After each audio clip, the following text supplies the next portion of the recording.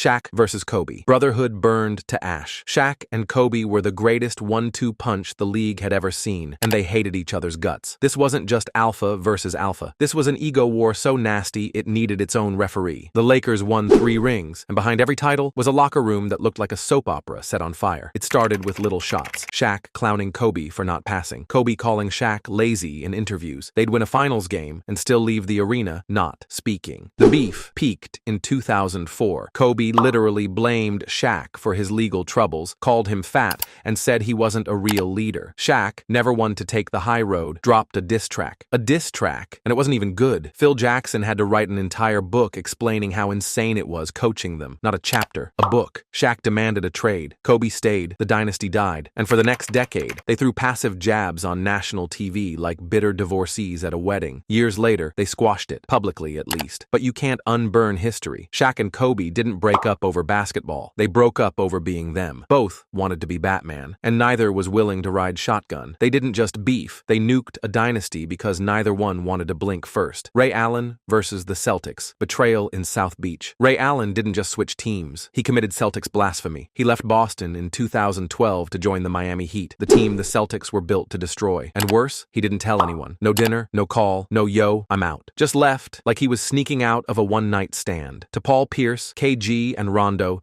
this wasn't a basketball move. This was straight-up treason. They felt betrayed. Like Ray took their blueprint and gave it to the enemy. And the hate wasn't subtle. KG refused to talk to him. Pierce threw shade every time a mic got near his face. Rondo basically declared a Cold War. Years passed. Nothing changed. In 2017, the Celtics held a reunion for the 2008 title team. You know who wasn't invited? Ray. They really threw a full dinner party and left Jesus Shuttlesworth on red. Petty? Absolutely. On brand? 1000%. Ray later said he had no regrets, that Boston didn't value him, that he did what was best for his career. And honestly, he kinda won. That clutch 3 in the 2013 finals against the Spurs? Immortal. Banner-worthy. Meanwhile, KG's still growling on TV and Rondo's on his 9th team. The beef never really ended. The wounds just got historical. This wasn't just about a jersey. It was about loyalty. And Ray, in their eyes, broke the code. CP3 versus Rondo. Spit, smoke, and 10 years of hate. There are NBA players who don't like each other. Then there's Chris Paul and Rajon Rondo. 2 guys who'd rather eat glass than shake hands. Their beef goes back over a decade. And unlike most drama in the league, this one came with actual spit. It started with pure ego friction. CP3's the polished president of the Players Union Golden Boy. Rondo's the street smart, no-filter tactician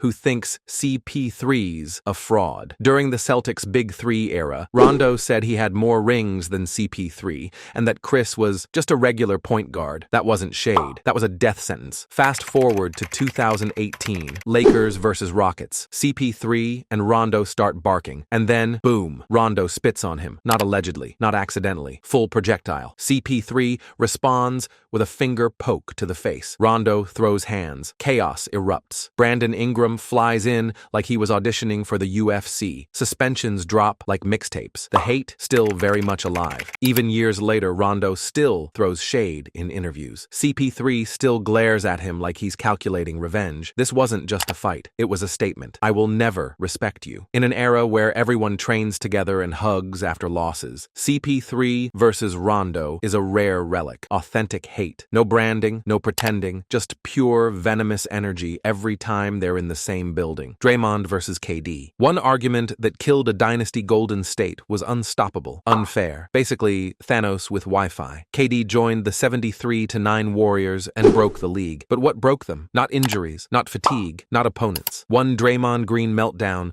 on a random Tuesday in November. It was against the Clippers. Game tied. KD calls for the ball. Draymond ignores him, dribbles coast to coast like he's possessed by Dion Waiters, and turns it over. Instead of moving on like professionals, they go full soap opera on the bench. KD glares. Draymond snaps, and then comes the nuke. We don't need you. 4 words. That's it. 4 words that detonated a dynasty. They suspended Draymond for 1 game, which in NBA terms is basically saying, we love you both, but please don't sue us. KD said it wasn't the reason he left. But come on, the man dipped the next summer without even pretending to say goodbye. That one spat, fractured the whole vibe. Trust gone. Joy gone. Dynasty done. And it wasn't a strategic failure. It wasn't about fit. It was about feelings. Draymond called him out. KD never forgot. forgot. The Warriors chose harmony over firepower and lost both. Imagine losing the best scorer of a generation because your glue guy couldn't keep his mouth shut for one possession. That's not strategy. That's sabotage, masked as leadership. LeBron versus Kyrie. Passive-aggressive. Greatness on the surface, LeBron and Kyrie were perfect. One's the best player of his era. The other is a handles god with no conscience. They won a ring in Cleveland, came back from 3-1, took down the Warriors, and made NBA history.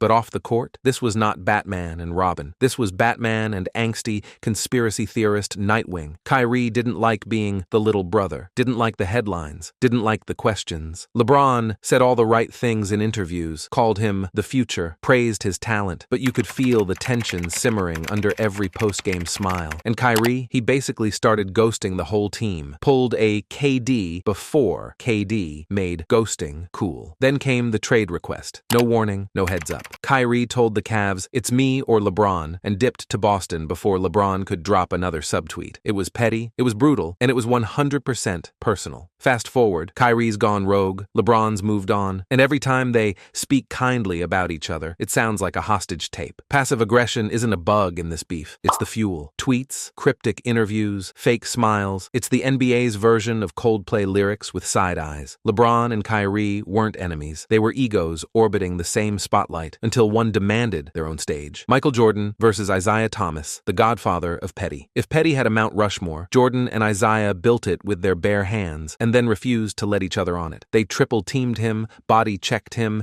and made the Jordan rules feel like MMA instructions. But the true moment this turned eternal? 1991. Bulls finally beat Detroit, and Isiah and the Pistons walked off the court without shaking hands. Jordan never forgot. Not that day, not 30 years later. Fast forward to 1992. Dream Team time. Isiah should have been automatic. Hall of Famer, champion, point guard, but somehow he got left off the team, and MJ said it wasn't his doing. But let's be real. Jordan could have said, put him on and it'd be done. Instead, he said nothing, which, from MJ, is basically a gunshot. Even in The Last Dance doc decades later, Jordan talks about Isiah like he still wants to cross him over into traffic. Isiah, meanwhile, goes on TV, pretending not to care, while absolutely caring. These two aren't enemies. They're generational competitors who refuse to die first. The Jordan-Isiah beef isn't over. It's fossilized, trapped in amber, and it'll still be breathing smoke when they're statues outside rival arenas.